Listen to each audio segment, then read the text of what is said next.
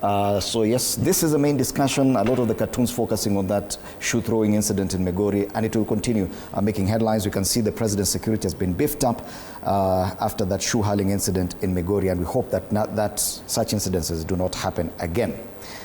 Bwana Mutambu, I want us to focus on something else that played out at the weekend. Fred Matiang'i went to Kisii and he got a rousing welcome. On Sunday, he was in Karatina at the residence of the former deputy president. Now we're seeing your former party leader on the front page of the Star, and they asked the question, besieged leader. He was present at Munyoro, so was Fred Matiang'i and other leaders who are trying to form this coalition. And I'm wondering why questions are being asked on Kalonzo and not any other leader, because they're asking, will Wiper's Kalonzo accept to play second fiddle to Matiang'i? There's not even been a suggestion that Fred Matiang'i is a front runner.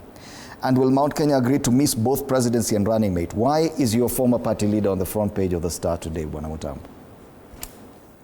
Before I go to my good friend and my former party leader, and still my good friend up to today, allow me to disagree a little bit with my sister there, who said that the opposition is inciting youth. There is no way opposition has stood up to incite the youth. And I would want her to quote which day, which section of a media, which highlighted any political leader from the opposition telling the youth what to do and what not to do. That is number one.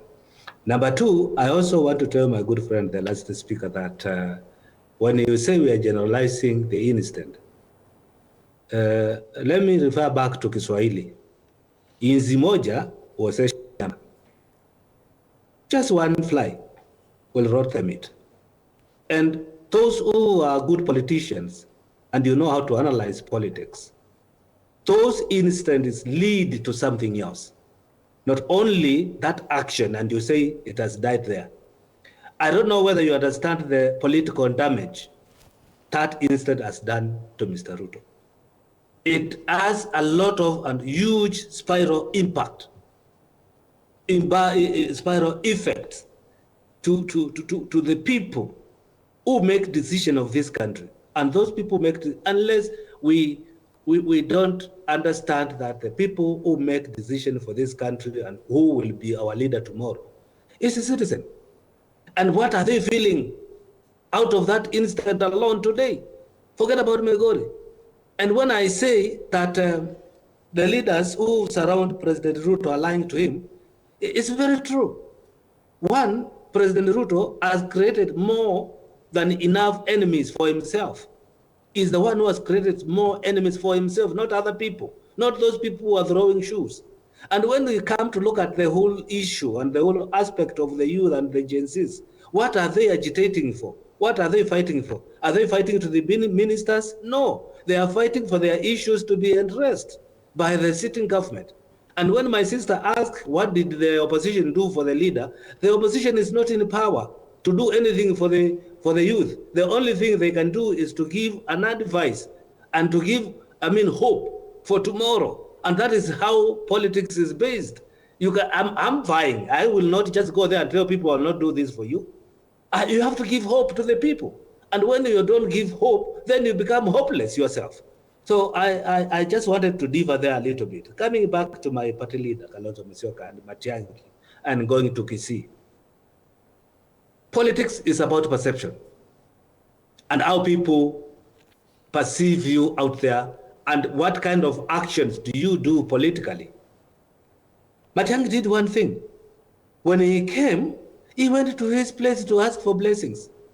And the people turned out to show support.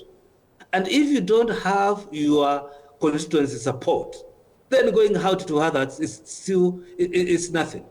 And I think people are judging Kalonzo by what has been happening lately. And I think I addressed it in your show last time when I said, when Baba came from Addis Ababa, what did he do?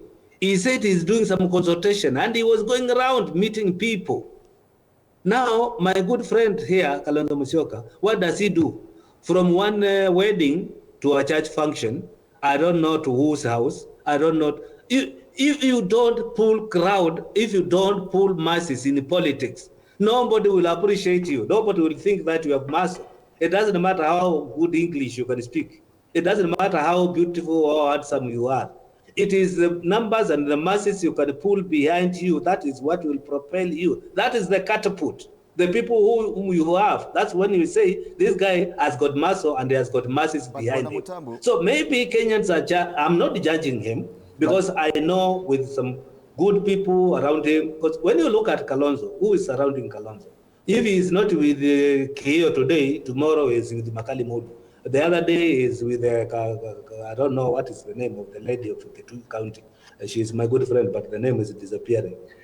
Those kind of attitude towards the public and towards the people who can marshal your politics is what people are judging Kalonzo. And when you go back to Ukambani, you ask yourself, who is supporting Kalonzo in Ukambani? Not supporting following him, because people want seats.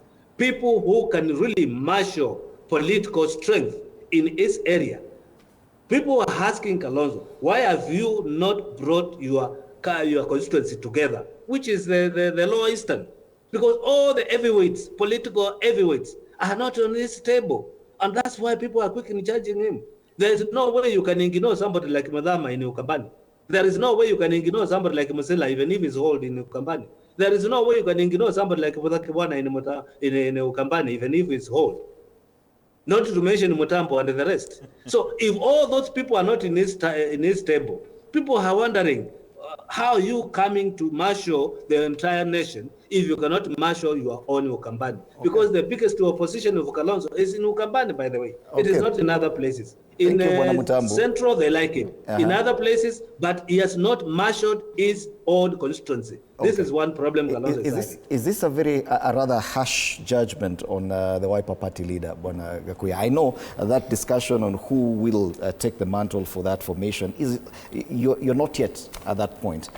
Is this a fair or a harsh judgment on the Wiper Party leader?